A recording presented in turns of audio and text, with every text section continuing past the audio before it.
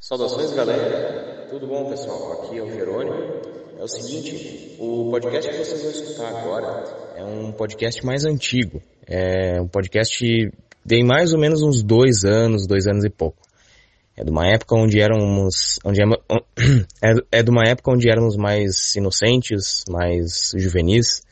Enfim, é uma época anterior ao Cine Sofia, onde eu e o Rafael a gente tinha outros projetos na internet, que por enquanto ficaram, né, um pouco na geladeira.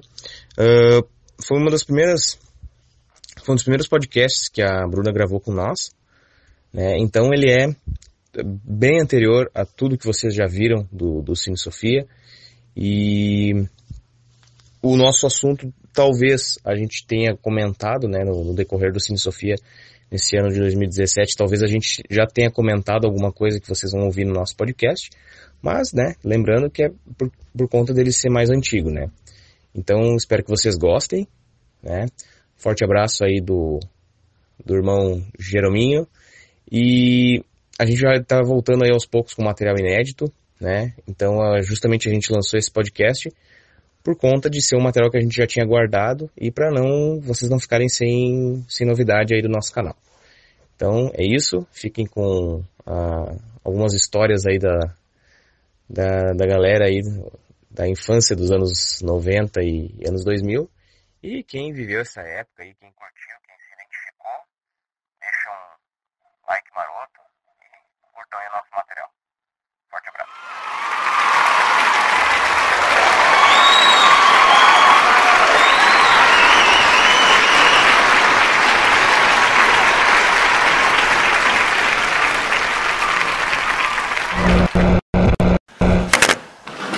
Cast anos 90, 2000, primeira parte. Anos 90 e 2000. Anos 90 e 2000. Anos 90 e anos 2000.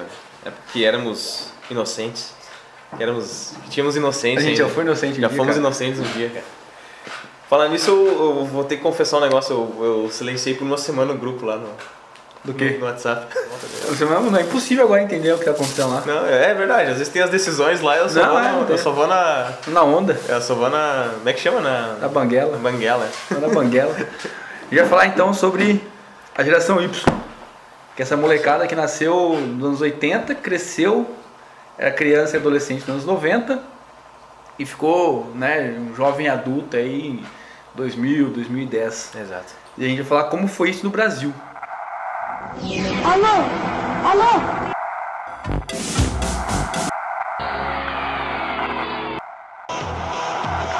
Porque crescer no Brasil nos anos 90 e 2000 foi uma muito experiência única, cara. Pelo amor de Deus. A única coisa que eu preciso, qualquer ser humano que para entender o que foi o Brasil nos anos 90, só tem que ver uma imagem na cabeça, que é banheiro do Gugu. Cara, a programação do domingo, cara. Programação do domingo. Como é que era possível um bagulho daquele passar? Não, cara. Programa família, tá ligado? É um território sem lei, cara. Território sem lei. Cara, tu lembra daquele quadro do Gugu que tinha um homem e uma mulher dentro da piscina e eles tinham que trocar de roupa, cara? Qual que era a função daquele programa? A mulher parecia pelada, cara, tá louco, né? O que era aquilo? Sim, cara, o banheiro do Gugu também, cara. Com a musa da banheira do Gugu. E é legal que era um programa família, não era tipo um negócio família, não era um negócio pornográfico, era pra ficar a avó, com o filho, com a criança, com o cachorrinho e tal. Sim, não, e eu lembro que agora, pouco tempo atrás, o Gugu tentou ressuscitar a banheira, né? Não, hoje não passa mais, né? Não, mas passou, né? Com o Bambam. Bambam e mais uns outros, uma outra galera lá. A primeira coisa que o Bambam perguntou pro Gugu, assim, né? Que as mulheres tudo de shortinho, né? Não tava de biquíni? Não, nos anos 90, pelo amor de Deus, não. Tá louco, né?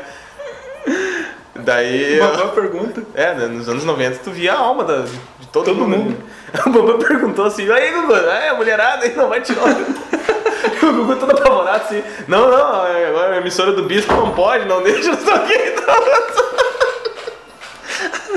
O Bispo não deixa, vamos com calma aí. Acabou, cara, não é mais assim não, não, cara. agora não dá mais, cara. Que isso, tio? Cara, e E era assim, né? Era aquela guerra. Porque, cara, a gente não tinha recurso naquela época, né, velho? Não. O que tu ia fazer? Se não era TV, alguns tinham videogame, não eram todas as crianças que tinham videogame, né? Videogame ainda era uma... Dá pra dizer que crescer nos anos 90, ser criança, adolescente no Brasil, dos anos 90, é uma consequência do que a gente vinha conversando no outro podcast sobre cultura. Claro, cara, claro, com Porque certeza. a gente teve um déficit cultural muito forte. Muito forte. Em diversos setores, né? Uhum.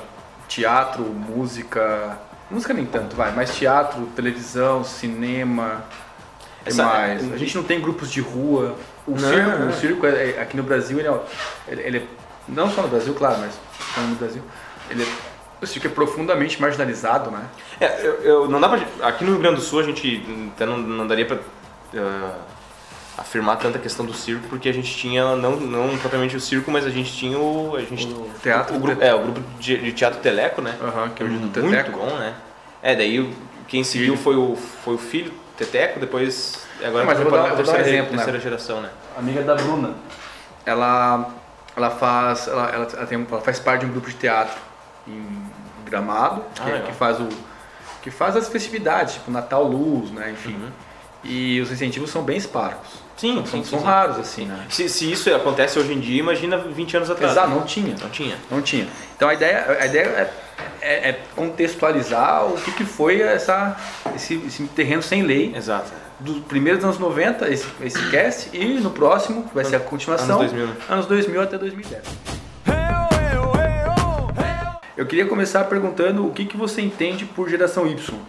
O que eu entendo por geração Y, cara? Isso. Cara, eu entendo... Eu pensei em fazer uma breve análise. Uhum. Teve, né, para o pessoal entender, né? Tipo, teve a geração da depressão, da grande depressão dos anos 30. Sim. Ah, não, velho, tu vai puxar lá de trás. Isso, exato. Teve as gerações, né? Teve aquela grande depressão onde o pessoal, tipo, não tinha o que comer. E aí, então, o pessoal se dedicou ao trabalho. Depois teve os baby boomers, os filhos da guerra. A Blank Generation lá, dos anos 60. A geração vazia, né? Aquele movimento punk, nihilista, terrível. A geração X, que é aquela geração apática. Uhum. E a subsequente foi a Y, que é a geração atual. Ou tem alguma no meio que eu esqueci? Não, concordo contigo. Acho que daria para anos 70. Anos 70 tu chegou a colocar? Que é a geração vazia, né? Mas eu acho que nos anos 70 tu tem... De repente a gente não entra muito nesse assunto, né? Flower, mas tu tem os hippies e acho que a discoteca, né? Porque, cara, porque tu não pode deixar de... que era nos anos 70, cara. Exato, porque tu não pode deixar de lembrar, vamos supor que nem em Embalo do Sábado à Noite, né? O pessoal sempre lembra das danças, que realmente fantástico. Mas né, é um filme triste. É um filme triste, cara. Lida com estupro, lida com vidas, realmente, vidas vazias, né? O cara não tem perspectiva, né? O maneiro... Tony Maneiro. Tony Maneiro. Tony Maneiro. É um nome. Claro que deve, amor. Tem o Footloose, que relata a proibição da música e da dança na cidade, né? Então, comparado com hoje em dia, eles simplesmente lutavam para poder dançar, para poder fazer um baile na cidade e dançar. Ali no Guardiões da Galáxia ele usa o exemplo do Kevin Bacon justamente por causa do Footloose, né? É verdade. É por causa do Footloose, por causa da dança e tal, ali aquela feiticeiro pélvico. Feiticeiro pélvico, né? E é interessante que o que aconteceu, o Maneiro, ele trabalhava num emprego que obviamente ele não gostava. Eu queria ser o Tony Maneiro. Não, mas aí que tá, ele trabalhava num emprego que ele não gostava durante a semana. O único objetivo dele era chegar no final de semana e dançar, arrasar na pista, porque na pista ele era outra pessoa, né? E quando você tirava isso, que nem no Footloose, que tu falou, amor, tu tirava isso do cara, você virava outro filme, né? Tão importante isso era. Sim. Né, você tinha dois plots aí. Era toda uma maneira de se expressar, eu acho, na dança. Tanto a sexualidade, quanto toda a juventude e as vontades que eles tinham naquela época. Dá pra comparar a diferença daquela época pra hoje, porque naquela época eles expressavam na dança. Sim, é verdade.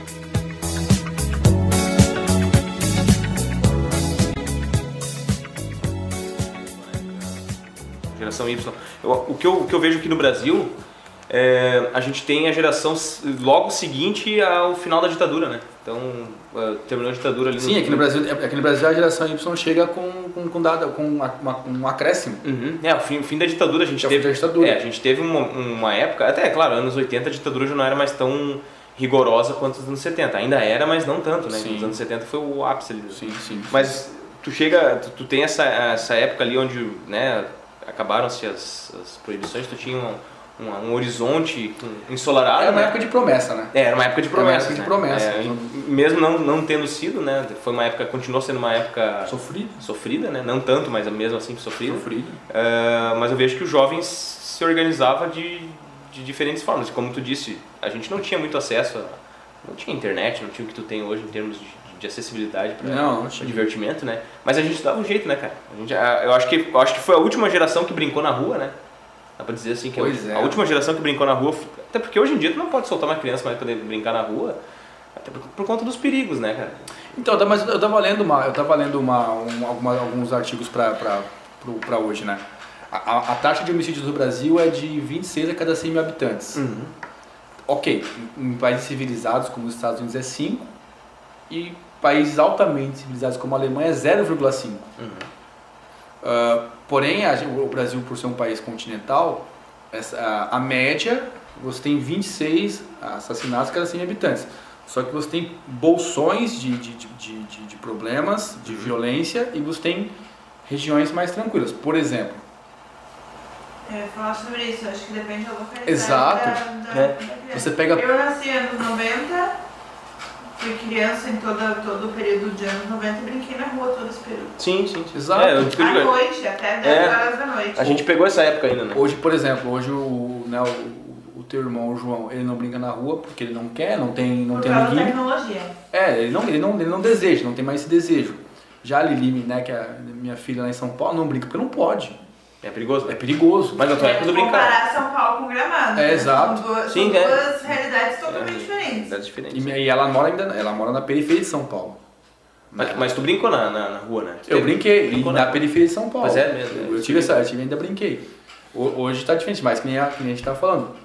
Você tem na média dá esse número grande. Não, claro. Mas tem regiões que, como Gramado, Campo Bom também, não é tão perigoso como outros centros. É perigoso. É perigoso, mas não tanto, né? Não tanto, claro. Eu acho que a influência da tecnologia é muito maior do que a periculosidade. Exato. É porque...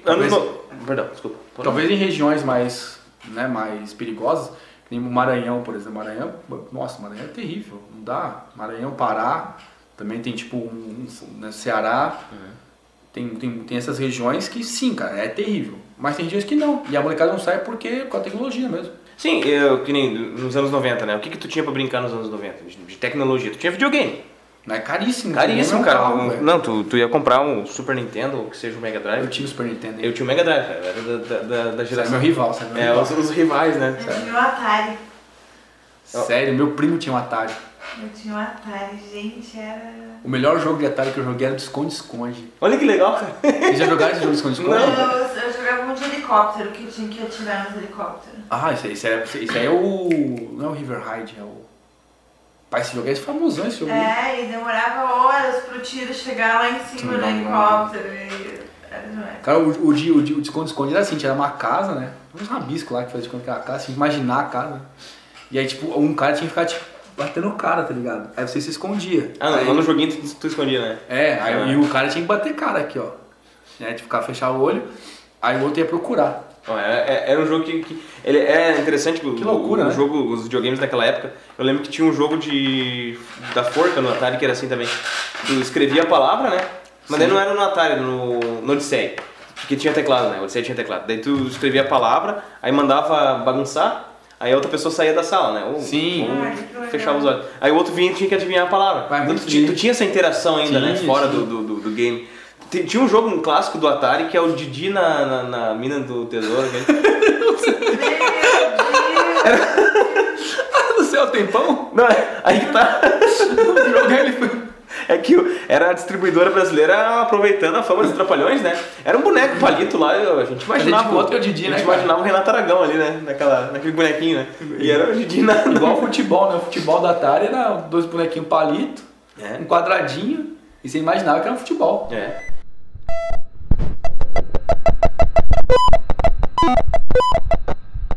E Atari, imaginava, na verdade.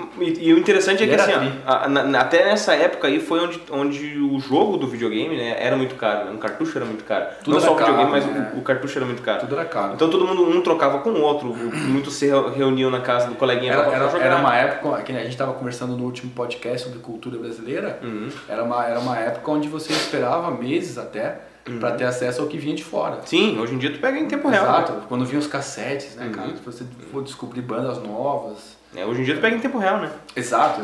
Internet. E aí a gente não sabe até o quanto isso é bom e o quanto isso não é, né? Pois é, eu acho que tem mais pontos negativos. Ultimamente, tenho pensado assim, tem mais pontos negativos e positivos até. Porque assim, ó, que eu lembro que eu cobri à distância o atentado do Charlie Hebdo em Paris. Aí eu cobri e tal, foi um atentado terrível, óbvio, não se duvida. Mas depois eu fiquei pensando, sei lá, cara, tipo, morre muita gente no Brasil e eu poderia ter um acesso maior à minha localidade. E não tenho. O atentado do Charlie Hebdo morreu muito menos gente que o o incêndio da Boate Kiss, por exemplo. Sabe? Existem coisas acontecendo ao nosso redor que... Muito mais perto. Muito mais perto. Não que não seja importante, claro que não, claro, não, eu te entendo. Mas eu lembro que eu acompanhei em tempo, parei pra pensar, falei... Mas se eu for entrar nessa vibe, desgraça acontece o tempo inteiro. Não, o tempo todo. Se tu for ver, é o que a gente falou uma vez, em países da África, morrem-se milhares de pessoas por ano. Anônimas. O mundo, exato, e o mundo não tá nem aí. Aí o pessoal fala de racismo e não vê uma situação que nem essa. Que morre gente lá e o pessoal nem contabiliza, cara. Mas é como sabe? eu falei, é errado isso. É a mesma história agora do estupro coletivo. Quantas mulheres são estupradas por dia? E aí precisa acontecer algo que a mídia bote lá em cima para as pessoas se mobilizarem. Como aquele menininho da foto na travessia dos... Sim, no ano passado, sim, refugiado. A foto dele caída na beira da praia, morto. Quantas crianças, até hoje, eu leio reportagens de crianças que morrem nessas travessias dos refugiados, mas precisava de uma imagem daquela que chocasse todo mundo para mobilizar. Então eu acho que as pessoas, infelizmente, é a mídia, né? Não que não sejam fatos, esses fatos isolados, desculpa. Não sejam importantes. Não que esses fatos que a gente que tu pegou como exemplo não sejam importantes, não sejam terríveis, né? São, mas é que... Mas é que a gente só se mobiliza quando estoura. A gente não procura essas notícias. A gente não procura saber essas estatísticas de quantas mulheres são estupradas. Então, né? Lembra que a gente tava fazendo aquele trabalho sobre o Império Romano? E aí a gente tava lendo que no Império Romano o pessoal tinha aquele lance lá de ficar se vigiando na rua, no bairro. Isso, eu acho que esse tipo de... A justiça do povo. Isso. Que, tipo, eu acho que esse lance, essa forma de organização cria um laço entre as pessoas, né? Não sei. Tá certo ponto, né? Não, mas é diferente. Pô, hoje eu me comovo mais com a França e, pô... Não. Sim, entende? Não. Mas eu tô dizendo não exatamente que nem era. Que boa. Senão tu vai simplesmente viver em função de tu julgar o... Não, mas é diferente. Não pode. É diferente, Não, em alguns aspectos, de tu saber o que tá correndo ao teu redor, não. Eu acho que saber o que acontece na minha rua e no meu bairro... É importante. É do micro pro macro, né? Claro. Isso estende, né? Todo aquele assunto do quão acesso a gente tem hoje e quão a gente aproveita esse acesso. Porque parece que antigamente, quando menos tecnologia e menos acesso, mais informação a gente tinha, mais a gente procurava. É informação local, né? Tu saía de repente... A gente tem muito mais acesso a tudo isso e a gente não vai atrás. E é tudo muito fútil, né? Eu acho que claro, depende de cada um também, né? Porque sim, né, a pessoa às vezes não tem tempo, por exemplo, para conversar com os vizinhos, etc. Vamos colocar isso na geração Y, então. Sim. É uma geração que não tem curiosidade em pesquisa. Não, tem todo o material na mão, mas não tem essa curiosidade que os antigos, no caso, modo de dizer, né? A geração anterior, no caso, não tendo esse todo o material, alguns livros, revistas, enfim, tinha mais curiosidade e buscava mais pesquisar sobre o que acontecia. Eu lembro que eu estava lendo também outro artigo, claro, uma tese polêmica, né? Não é batendo martelo, mas eu lembro que um pesquisador, não lembro quem, comentando que a época dos livros enormes acabou. Não se vai mais ter livros gigantes de 600, 800 páginas. Né? Não digo livros de romance, eu digo livros acadêmicos. Acabou isso, o cara falou. Isso não vai ter mais espaço no futuro. É uma tese polêmica, mas não se pensava nem a tese há uns 30 anos atrás. Porque eu acho que a geração de hoje procura toda uma explicação de texto em uma frase. Eles tem que caber no tweet. Uma frase e quer encontrar ali tudo que o livro diz. Jogou teu charme em mim, não resisti, tô afim. Tem isso em todos os setores, né? A gente está falando nossos meios de divertimento. Por exemplo, assim, é uma coisa bem... Pode parecer uma coisa boa, mas, por exemplo, saía um jogo novo naquela época, tu ia ter que, às vezes, esperar a revista de game vir pra te pegar como passar a fase, sabe? Então, tu dependia desse... Eu passei Resident Evil com revista. Exato, então, a gente precisava disso, né? E aí, o que você já tinha? Você já tinha uma hierarquia. Porque assim, tu salvou o Resident, mas se eu salvei sem revista, cara... Era outro nível. O cara terminou sem revista. E eu já Resident Evil nem com revista eu salvei. Nem fiz o Resident Evil. O primeiro, né? E jogo assim, cara, eu dormia na frente da locadora. Quem não sabe, locadora é um local onde as pessoas iam pra pegar filme. Meu pai me levava, eu deveria ser menor que o João, eu deveria ter uns 4, 5 anos. Meu pai me levava no fliperama. E eu ficava paradinha do lado da máquina, é uma memória muito clara que eu tenho. Eu paradinha do lado da máquina e meu pai vai a ficha jogando Street Fighter. Ele jogava? E eu jogava Street Fighter? Meu pai é viciadaço no videogame. Ele briga com meu irmão pelo controle hoje do Xbox. Olha só. Pra jogar tri bem, né? Ele joga bem? Pô, tri bem, cara. Ele é muito viciado. E isso vem de muito antes. Então ele tinha que ficar comigo de tarde, porque minha mãe trabalhava. E ele queria jogar fliperama e ele me levava junto. Eu ficava sentadinha no bar, no meio de um monte de cara, tomando refrigerante, comendo salgadinho e jogando viciadamente. Eu passava a tarde dentro do fliperama com ele.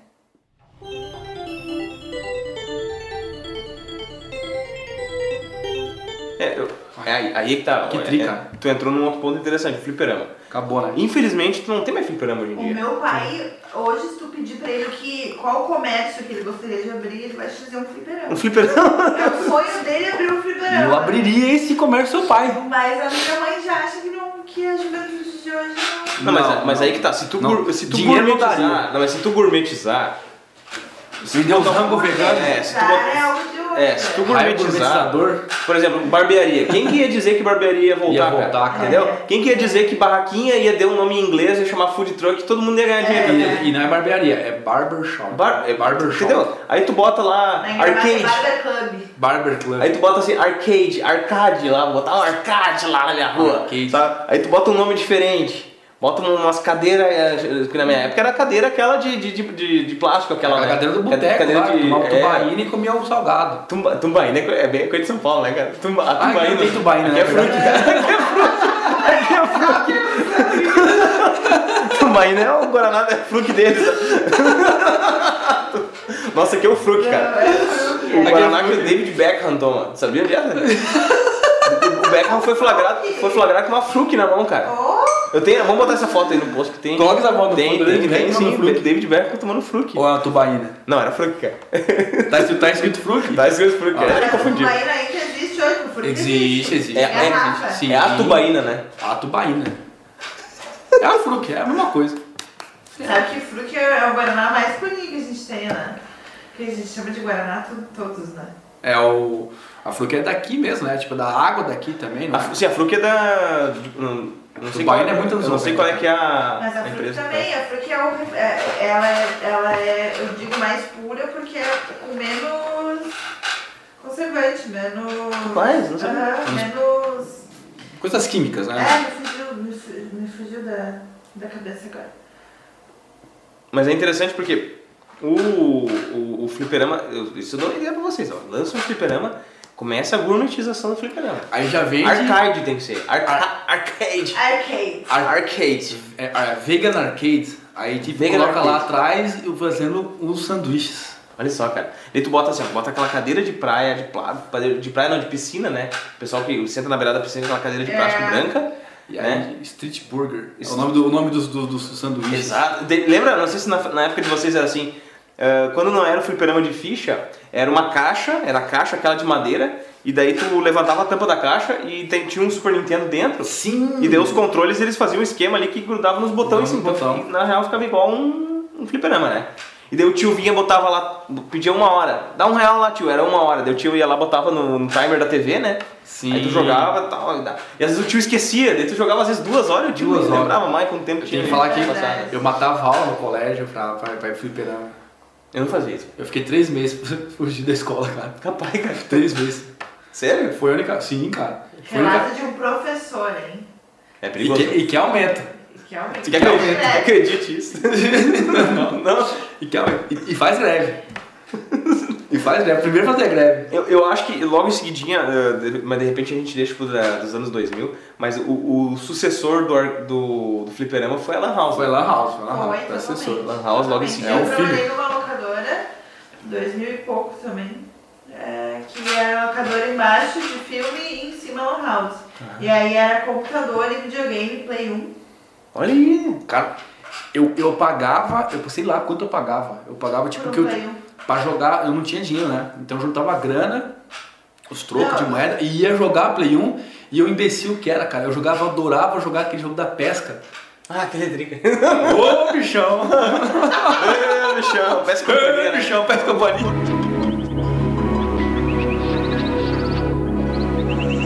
Eu ficava jogando lá, cara, jogando um simulador de pesca, depois eu olho aquilo é muito chato, cara. Não, sabe uma coisa que me marcou? Escolhi a isca. Os índiozinhos, porque lá em Gramado tem aqueles índiozinhos que vendem caneta e arco e flecha. Ah, que não, os peruanos que ficam tocando flauta? Não, são uns índiozinhos mesmo que a mãe fica escondida e manda as criancinhas pedir dinheiro na rua. Ah, tá, sei. E eles iam lá na locadora direto, assim, e largavam aquela quantidade de moeda gigante no balcão e dizia, quer jogar? Quer jogar? Eu largava. Ah, olha só. E eu pra jogar Play 1. Era a maior alegria deles. Olha só, né? Era jogar Play 1. Imagina. Outra coisa que eu tava pensando agora, a gente comentou e eu acho que caracteriza bem os anos 90. Da onde que hoje em dia uma criança vai acordar no domingo de manhã pra olhar Pesca e Companhia e Siga Bem Caminhoneiro? Cara, era muito A gente não tinha outra coisa pra olhar, cara. Siga Bem Caminhoneiro. Cara, aquilo ali é um programa pra quem anda de caminhão, pra quem anda nas estradas. A gente olhava aquilo porque não tinha outra coisa pra olhar, cara. Olha esse título, cara. Isso é muito Siga Bem Caminhoneiro. Siga Bem Caminhoneiro. Eu não entendia bulhufas daquilo, mas era muito rico, cara. Eu olhava, sabe? Esse caminhão bonito, cara. Fórmula Truck, a final da Fórmula Truck, pá, e tal. Aí mostrava a Débora, a menina que era a musa do Sem Terra lá, Débora... Sei, que Débora Rodrigues. Que tinha na novela do Sem Terra, né? Não. Pegaram a vibe da novela Sem Terra. Pegou na vibe da novela do Sem Terra, mas daí ela se tornou a musa do Sem Terra, ela posou na Playboy, sabe? Tinha uma novela Sem Rei do Gado. Rei do Gado. Gente, muito boa aquela novela. Aí que tá, a gente pegou as últimas novelas boas da Globo. As últimas novelas com conteúdo. Sim, eu gostava. A Viagem, Rei do Gado, A Indomada. Eu tava assistindo Mulheres de Areia agora, quando eu tava vendo. A Mulheres de Areia era ótimo. Editor da Lua, que isso? Mulheres de Areia. Que bom. Você já tava pensando, será que a gente pode imitar o Tonho da Lua? Porque ele é Hoje não passa mais. Ele é doente, né, cara? Ele é um cara com problema mental, né? Não pode imitar um cara desse, cara. Isso dá cadeia, cara. Depois a gente tá indo falando contra preconceito, ganhando dinheiro, a gente falando mal do Tonho da Lua. Falando mal, não, imitando o Tonho da Lua, cara. Mó legal o Tonho da Lua era malandro. Malandrios. Lembra do... E tinha a Torre de Babel do Jamanta, né? Sim. Do Jamanta. Aí que tá, as novelas de mistério da Globo. A Torre de Babel já era... Lembra? A Próxima Vítima... Já era 2000, né? Acho que... Não, era 99. É final dos anos 90. Cara. Torre de Babel, A Próxima Vítima, né? Novelas de mistério. Né? Quem era o assassino da Próxima Vítima? Lembra? Quem não tem Agatha Christie, casca novela. Exato, que na primeira versão da Próxima Vítima foi um cara. Aí eu lembro que quando foi nos anos 2000 eles passaram, Vale a Pena Ver de Novo, e diziam, né? Se você sabe quem é, se você acha que sabe quem é o assassino... Não sabe. Pense 2 vezes, uma coisa assim, porque eles botaram o outro final. Quem matou o Odette Reutemann? Esse é anos 80, né? Esse é da... Quem matou o Odette Reutemann? Foi clássico. Aquilo ali, aquilo era estrutura de novela. A mulher tava atrás, o assassino no caso, né? Depois foi descobrir que era, acho que não me engano, a Glória Pires, não sei. A personagem da Glória Pires, não ela, né? Daí ela tava atrás de um vidro, assim, um vidro com aqueles esquema que a gente não vê, né? que tem do outro lado, e ela dava um tiro assim, matava o Death Heart, mas ela caía toda ruim assim, né? E na próxima vítima tinha aquela coisa, acho que uma vez por mês dava um assassinato. Morria alguém. E daí, nossa, reunia todo mundo na frente da TV, né? E daí lembra que era sempre o ponto de vista do câmera? Daí a vítima dizia assim, é você? Não sei o que e tal. Mas isso aí é uma adaptação, eu posso estar errado, mas é uma adaptação do caso dos 10 Negrinhos. Dos 10 Negrinhos, exato. Que é um livro da Agatha Christie. Mas, gente, eles tentam fazer isso na novela de hoje em dia ainda. Mas hoje em dia não tem mais. Não funciona, né? Eles tentam usar esse suspense que hoje não... Hoje é tolo, né? Não segura mais o pessoal. Pode ver que as novelas que mais seguram, acho que ainda são as novelas de época. Que segundo a minha mãe, que é totalmente noveleira e assistiu todas essas das outras épocas, as poucas que ela ainda assiste alguns capítulos é novela de época. Então, o Luiz, que é outro amigo nosso, né, da história, né, que nem tu, uma vez ele estava comentando comigo, que ele, não sei que cadeia que ele fez, não lembro mesmo, que ele comentou que o figurino, e tanto de roupa quanto de cenário das novelas de época é perfeito. Achei que você ia dizer que o Luiz gostava de olhar. Não, é perfeito. Ele falou o Luiz é noveleiro. Eu duvido, cara. Uma vez a gente tava trocando pra casa rápido pra levar. Uma vez a gente trocando ideia, não sei sobre o que, sabe? Falando de rock and roll e tal. Aí tipo, o Luiz, não sei o que ele falou. Aí, o Luiz pagodeiro. Não, veio pagode mesmo. Olha só você, depois de me perder. Mas quem não vê? Na maior. Vamos voltar a falar, né? Anos 90, tem que falar de Raça Negra, cara. Pelo amor de Deus, se a gente quiser... Eu ia entrar em trilha sonora agora, olha. Se a gente falar de anos 90 e não falar do Raça Negra... Tem que falar de por favor, cara. É verdade, cara. Raça Negra é o Tchan. Molejão. Molejão. Vi aquela pichação assim que era Lamarca, Marighella e Molejão. Então me ajude a segurar essa barra. Quer gostar de Olha você. Que poesia, cara. As do Molejo também, como é que é? Uma música do Molejo, não lembro agora a música do Molejo. Quem quer como é que é? Brincadeira de criança, como é bom. Onde você vai que eu vou. Olha a poesia, cara. Poesia pura, cara. Poesia pura, cara. Isso aí? Não, poesia pura era eu dançar o Tchan sem entender exatamente o que estava. Porque esses dias a gente fez um encontro de meninas e a gente normalmente quando a gente se encontra só as meninas, a gente começa a colocar a música da nossa infância, tipo Sandy Júnior, Terra Samba. E a gente colocou a El Tchan e tem uma música que o compadre Jorge grita: todo mundo dançando na piroca havaiana. Eu voltei a música 20 vezes pra entender se ele realmente tá falando aquilo. E ele fala: todo mundo agora dançando na piroca havaiana. Gente, que isso? Será que pra eles lá não é uma outra gíria? Não é. Não é outra gíria. Depois vem, ela fez a cobra subir, a cobra subir, a cobra subir. Que na nossa infância a gente imaginava uma cobrinha, né? Tem uma música menos conhecida do El Tchan que é a Bate-Tchan.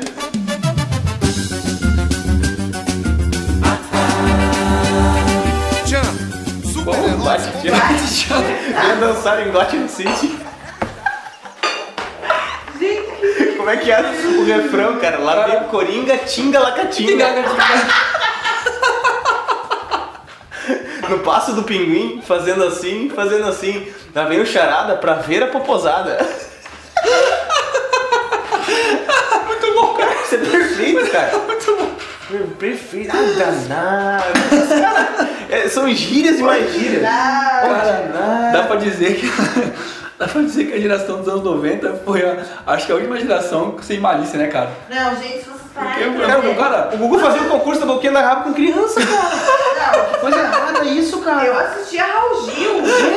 Raul Gil levava as crianças pra concorrer pra qual é a melhor Sheila Mirim. Não, sim. Carla Pérez Mirim. Gente, criança rebolando. Caralho, velho. E o que é os trajes do jacaré? Que é os trajes do jacaré? Uma tanga coladinha, uma coisa meio... Vocês lembram daquela... É a dança do machixe, um homem no meio e duas mulheres fazendo sanduíche. Cara, carnaval eu dancei assim. Sério? Não, eu tava lembrando... Dancei muito. Lembra do Van Damme com a Gretchen? O Van Damme com a Gretchen no Domingo Legal, cara. E daí ele chama o Gugu pra meio que fazer uma dança do machixe com a Gretchen ali. Cara, aí aquilo ali não dá certo. Mas ele tá loucão, né? Ele tá loucão, ele tá com aquela calça colada, 20 número mais curto. Ele começa aqui assim, de regatinha, um óculos vermelho, cara. Pra esconder, né, o rosto. Cara! Não, é legal que o maluco de piroca dura e o Gugu fica apontando, olá. No domingo à tarde com a família no sofá, gente. Imagina. Olha lá a piroca dura do Vandamme. Olá! Não, eu tava lembrando. Rebolada e bate com padre.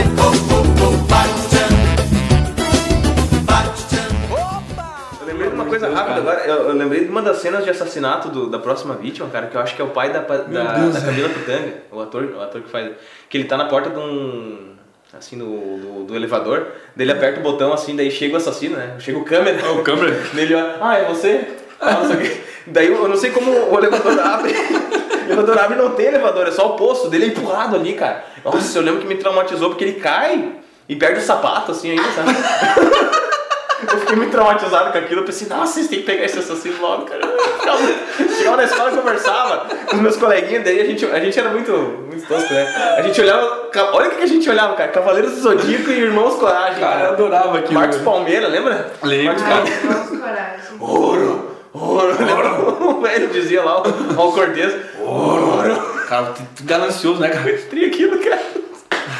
Muito anos 90, cara. Meu Deus, velho. Isso é os anos 90. Isso é anos 90.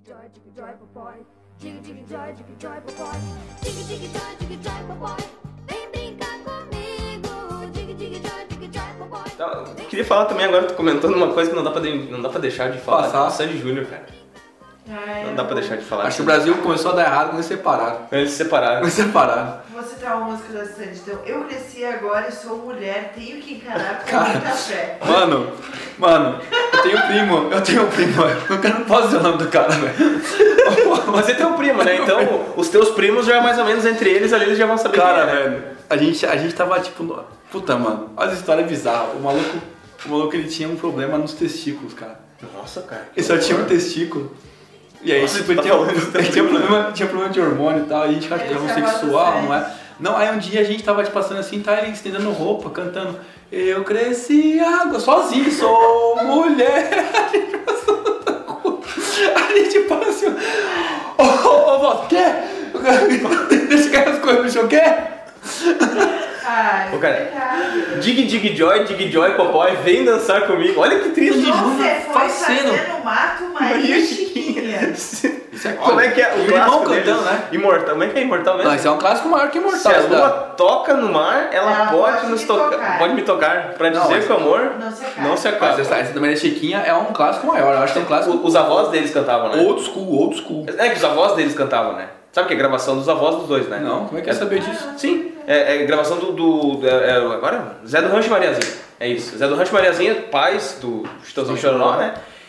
Consequentemente, obviamente, a voz do Sandy Júnior e eles que cantavam essa música. Essa gravação original é deles. Daí, eles, se eu não me engano, foi num programa do Silvio Santos ali e tal, agora eu nunca sei se é o Chitão ou o Chororó que é o pai dos dois. Né? É o Chororó. Daí levou eles lá pra aquela coisa bonitinha, né? As crianças.